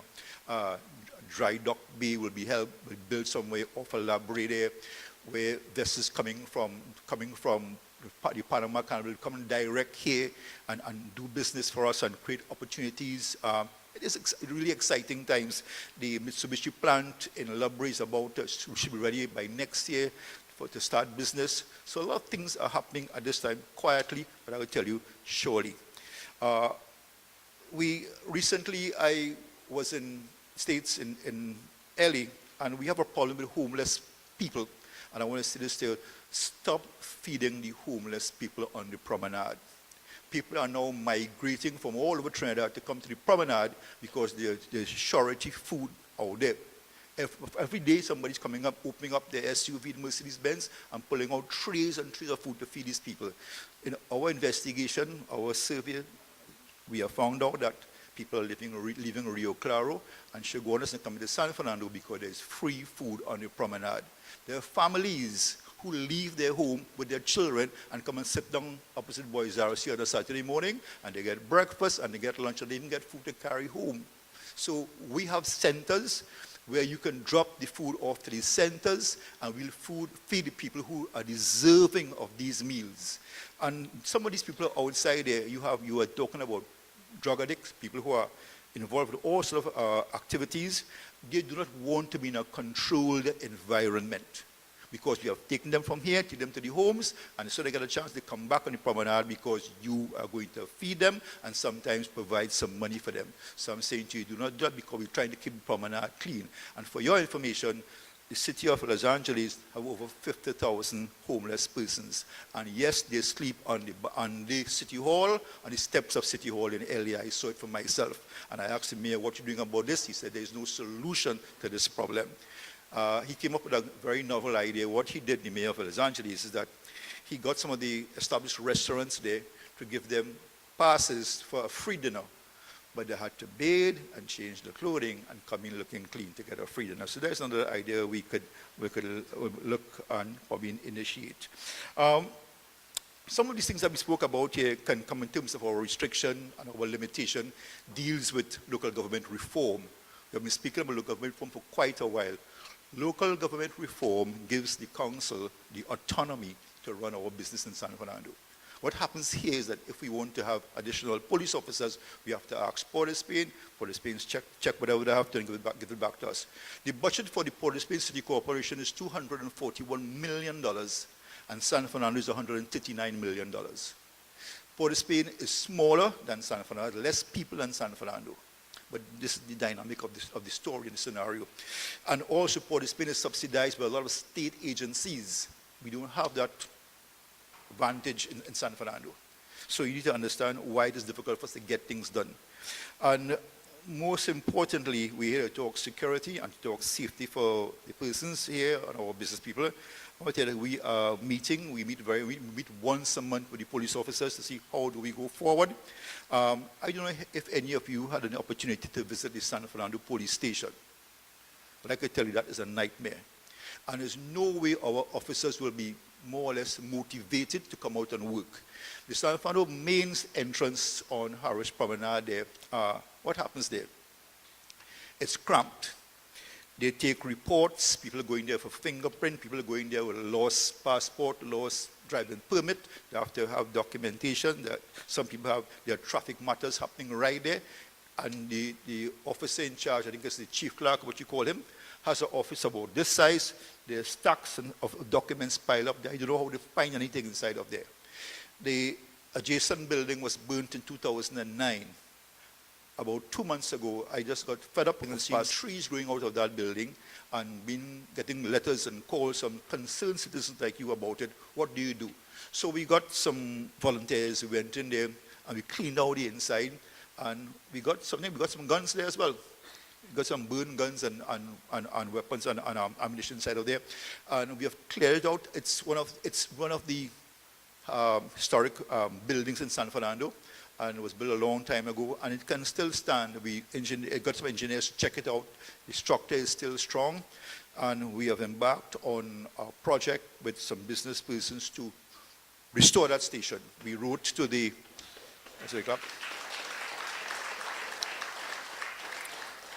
So we wrote to the commissioner, and we spoke to the minister of national security, and we got it all clear, and asked a few concerned citizens, and you're free to let us know. And what we would do, we're asking each person, you give us a window, you give us a door, you give us some sheeting, and we're going to fix that police station and get it back by end of this year or very, very early next year. We have to work with the police. There's another challenge that we have. There are over 900 taxis operating out of San Fernando. 900 taxis on a daily basis.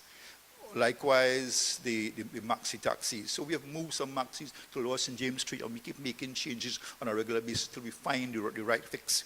There's 60 cars parked at the corner of on the western end by the hospital there. And that's Knox Street, that street outside there. I'm going to change the name of that street, Knox Street, because Knox Street in Port of Spain. So Knox Street goes all the way to Library Corner, and there are 60 cars parked between Harris Street corner and the end of Knox Street. And that is madness. Because if you try to get around that corner, at any early morning, if you're going to drop children to school, we have 4 schools, each major institution. We have a magistrate court, 3 churches, National Insurance Board, the police station, City Hall, the hospital, right on this little stretch right here. Right here. And then you have parents who drop children off at Boys RC who want to drive in the classroom, drop the children off. And will just stop in the middle of them and create a real nightmare for the police, because they stop in the middle of the road, drop off these children. You could do whatever you want. So all those are also security issues that we have to address. How you treat that? What I have done since my time here, I've reduced the promenade, narrowed the promenade, create more parking for the police officers. I don't know if you have 60 police officers in the station, but there's 60 cars that park in front of the station every day. I know people are parking there and going to Port of Spain by water taxi, and not necessarily police officers, but we're trying to address those problems, and we have to cooperate. We have to work together collectively to solve the problem in San Fernando, because we have a responsibility to leave here better than we met it. Our children and our children's children have to live here, and we must not say, when they ask your granddad, and what did you do about it? Just sit down there. I know what the people are men of thought and the men of action. So we have to get that whole collaboration and be men of action. So I want to thank Greater San Fernando for bringing us here together. I want to thank you all for being here and for showing your commitment at this time. I know that you all are anticipating a very exciting evening, a good dinner. And I don't want to break anybody's hearts, but Brazil is going home tomorrow.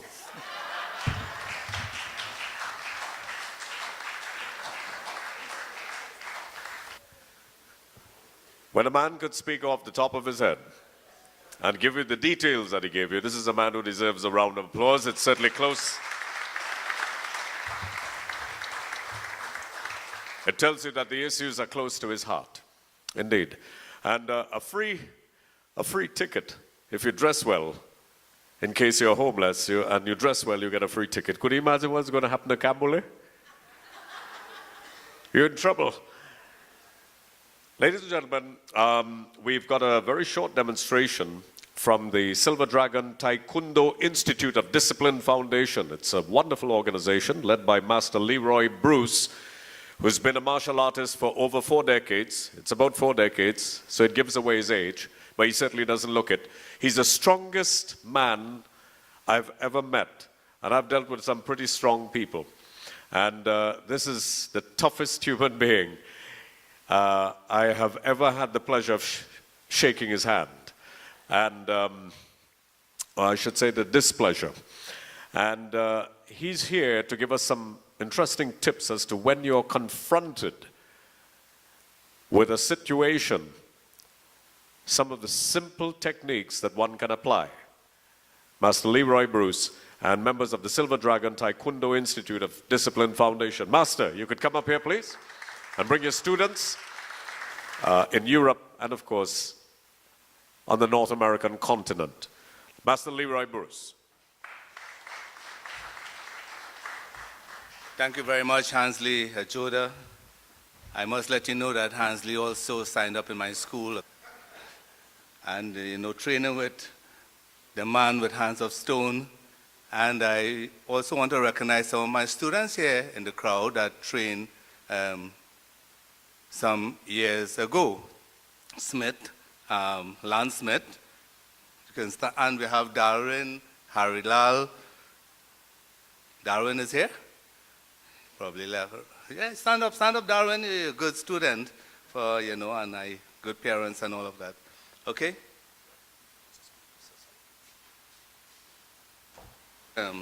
Tips on crime and all of that. I remember a guy went to do this hole up in a business run by a young lady, and he hadn't a gun, so he went with about 2 cockroaches. I just threw it in the woman, and anybody here love cockroaches? Any young lady here love cockroaches? No? But a couple of years ago also, there was a prisoner that they brought down for, for court and so on. And he had a little plan. And he decided that he's going to mess down himself and rub it all over his body. And he did that.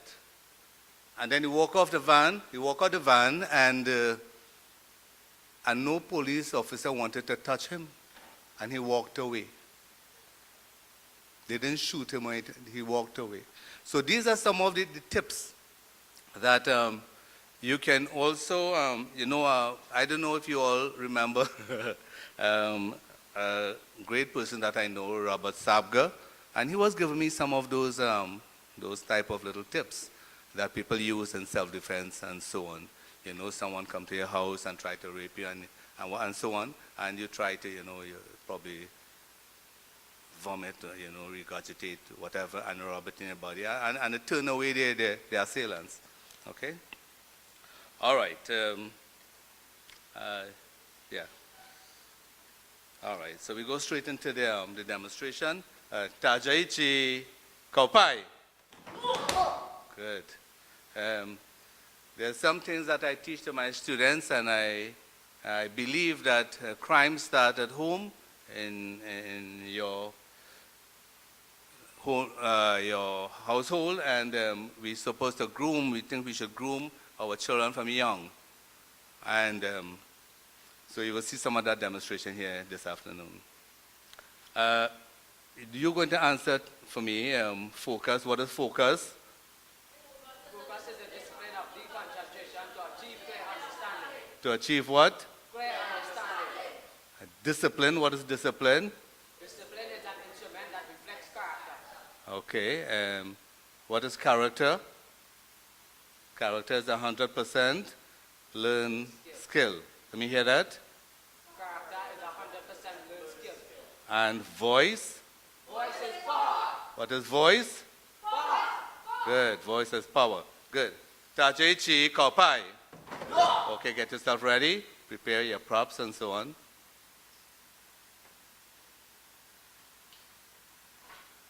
Good.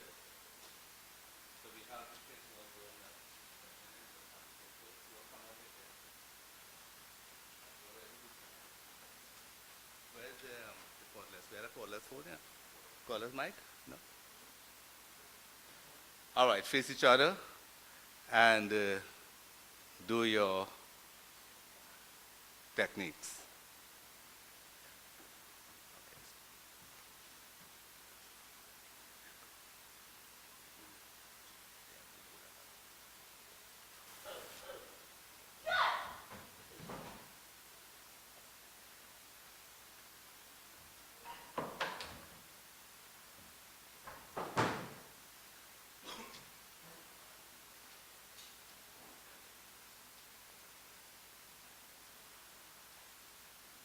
Okay, guys, let me hear the sound.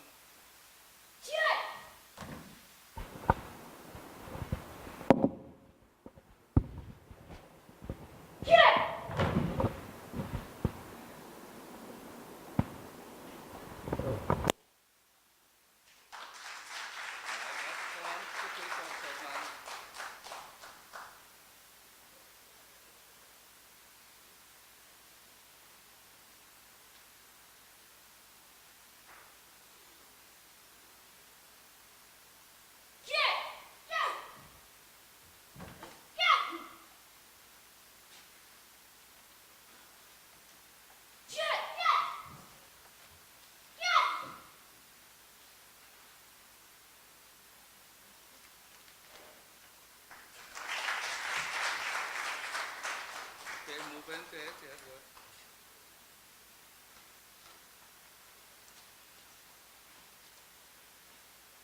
Pick up, guys.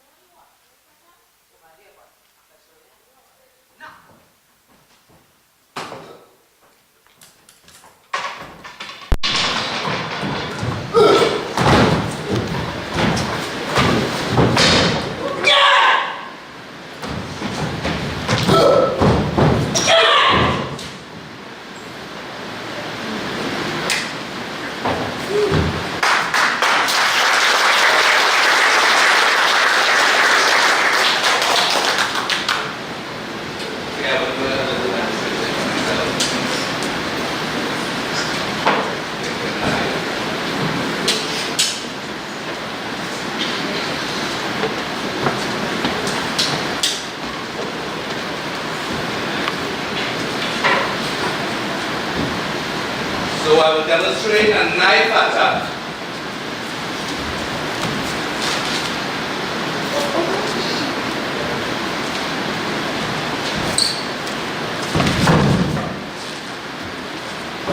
Do that same one a little slower again.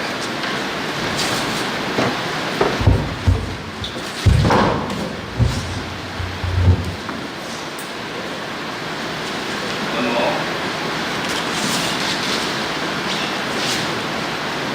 Up.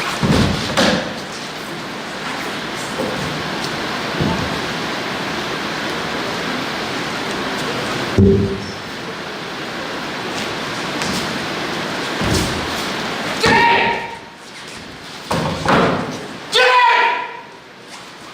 that down a little bit. Simple attack. The upper block. Try to reach the person and simply take a little walk. Step in the person. Put the person down. Up. Another simple attack that one of my students did a couple years ago. To take away a gun from his assailant. Very simple. Constantly. Yeah. Simple block. Take down. Take the gun away. One more time. Got the gun.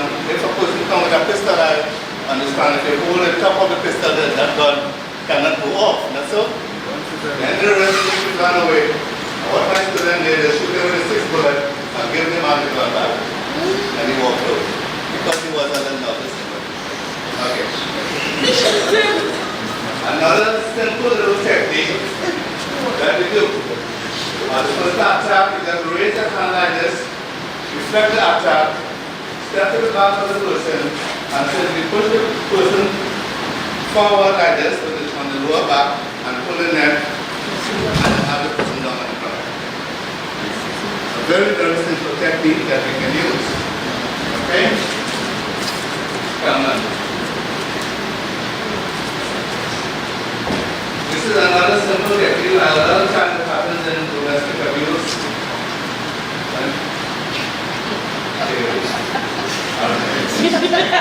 Okay. Slowly the technique. Bring it up. Take the hand away and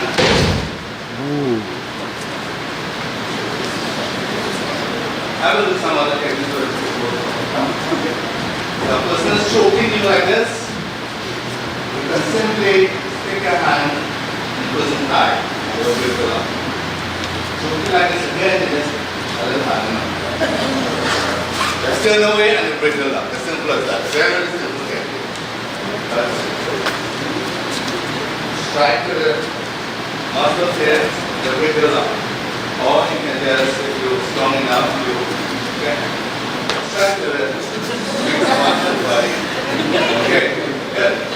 All right. And this simple little technique that you can also do. For you.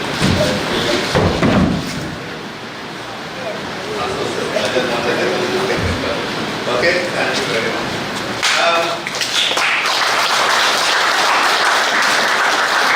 I also believe that, since that we are doing self-defense and so on, and the president himself, I would think that the self-defense is important. He himself should come up and do a little technique here. Let us call the president. Come, Kiran. Yes.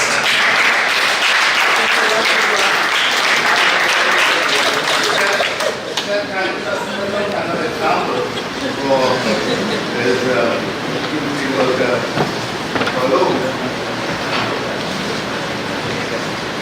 And the person walking out like this with that tap.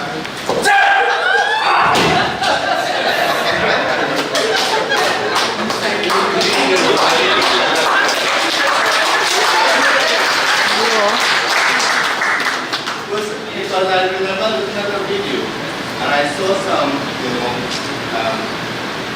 people from the vendors sold on a bandit, right, and African bandit and so on. I think your business people here, right, should learn a little self-defense as well. So you want kind of break that down a little bit? Okay.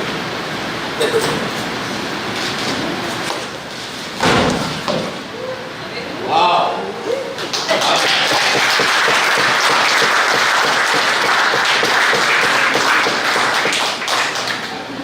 So before I do, I just want to mention a few things that I learned.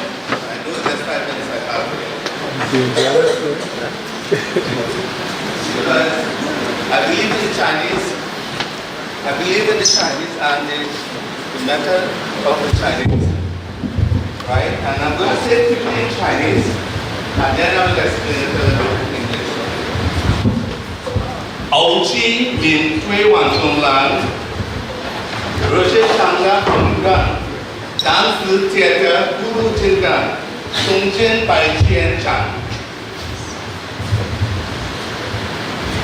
Ang Du Ting Shung Da Jia Zuo Dung Liang, Zuo Hao Han, Zuo Ge Hao Han Zi Mei Tian Yao Zi Chang.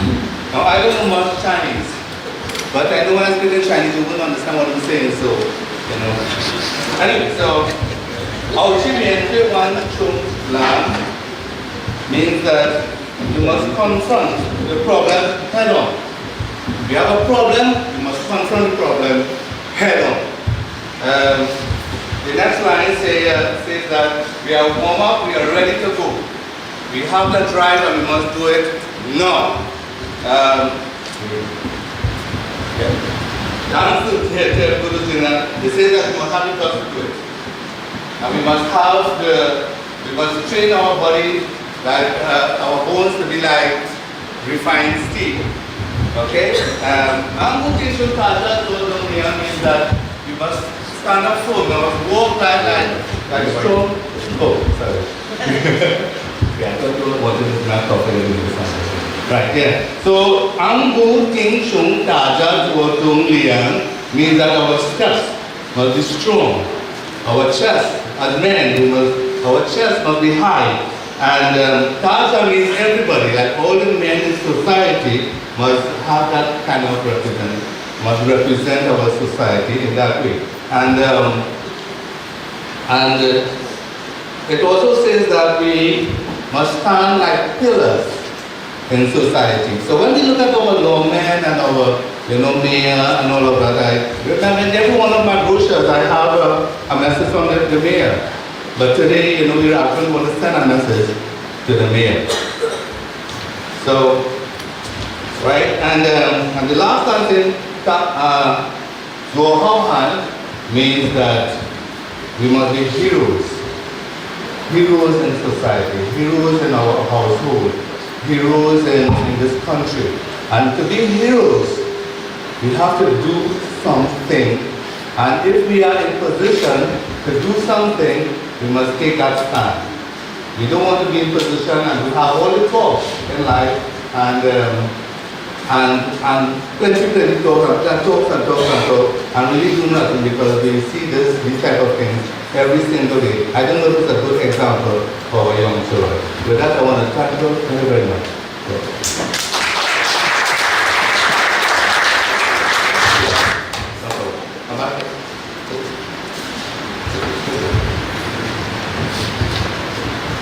Kaji, go five. At the punch. Let's go. 1, 2, 4, 3, 4, 1, 2, 3, 4, Kaji, go five. Shapai.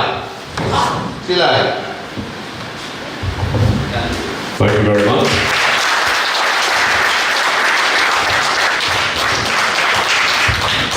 Master Bruce, I actually know a little Chinese. I know a little Chinese. Yeah, she's 4 feet tall. All right, thank you very much. Master Leroy Bruce, Silver Dragon, Taekwondo Institute of Discipline Foundation. Ladies and gentlemen, we've run out of time. We're told that we have to vacate the premises. We ran out just a little bit more. Your worship, unfortunately, we won't be able to address your questions. But what we are going to do, Kiran, is that we will ask everyone who's gathered here now that on the chamber page, please send us your questions following this forum. On the page, your comments, your questions, which we will be fielding and answering because we're just getting it all together on Facebook. So for everyone who's gathered here, send your information via Facebook to the Greater San Fernando Area Chamber of Commerce. Identify yourself, of course, most importantly, and send us your questions because we're going to continue to work with this. Derek and they are all committed, including the sergeant, because I asked him to, his senior superintendent also to participate in this. It's a pity he couldn't be here. Mrs. Zamshid Mohammed, I know, is quite dynamic. And if you can ask Mr. Mohammed to work with the San Fernando Area Chamber. We can call him tomorrow so that we can continue this exercise further. And ladies and gentlemen, I want to thank you very much, members of the press, thank you, all my media colleagues, the President, Mr. Kiran Singh, and of course His Worship the Mayor for allowing us to use your facilities. I understand it's for free? Free. Light refreshments also being provided. Mr. Derek Smith, thank you so much of SCSL Limited. Some fantastic information from Mr. Chevron Gonzalez of Royal Legacy Services. And gentlemen, you are required to answer the questions that those who are present here that will be posing on the Facebook page. So we'll be providing that and of course informing each and every one of you. I take it that all gathered here are members of the chamber. Can you put your hands up please? I won't know unless if you... Okay, so we have some special guests as well. Thank you for being so brief, Sergeant. You're a man of few words. Hopefully you're a man of great action. Thank you very much for being here and participating with us. Ladies and gentlemen, I've got 2 hampers to give away. As if you look to my left, and of course your right. So pull out your chins right now, because this, of course, is courtesy the Greater San Fernando Area Chamber and our President, Mr. Kiran Singh. And I'm going to be, let me make this, President, come and pull this so that we can make this transparent. Free from fear and transparent. Not looking, right. Number 33. Number 33. Come on, number 33. If you can bring your hand on. Yeah, come over here, number 33. Come collect it on stage.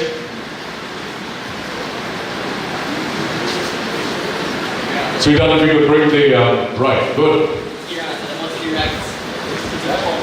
Yeah. That's it, let's just check it. Right, and like they used to do in Mastana Mahara Scouting, what's your name, sir? Ron Frank. Right, good roll, well, congratulations. Good to see the Greater San Fernando Area Chamber. Kiran. Right, let's turn this way.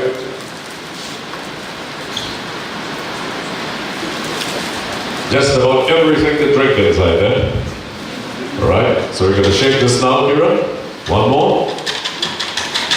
What should we ask him? Let's ask His Worship to pull this one. Yeah, I say give the best man the last say. And the first citizen the last say.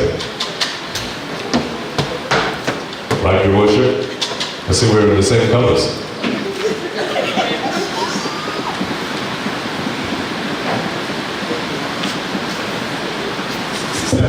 Number 67. Number 67. I take it that's you, man.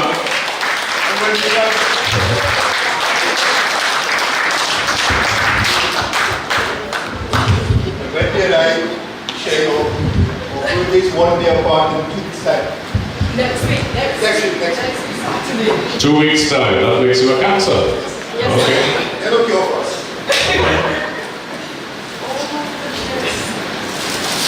Courtesy the Greater San Fernando Area Chamber, and of course the President, Mr. Kiran Singh.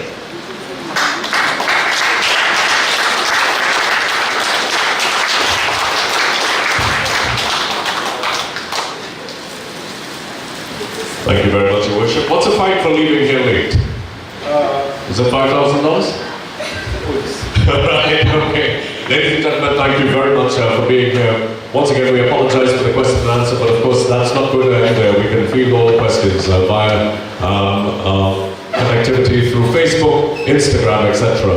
For the Greater San Fernando Area Chamber. Give yourselves a round of applause. Thank you so much for coming. And take care of yourselves. Reach home safely and good night. Light refreshments are going to be served. So stick around.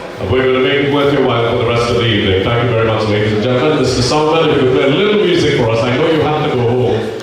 And we're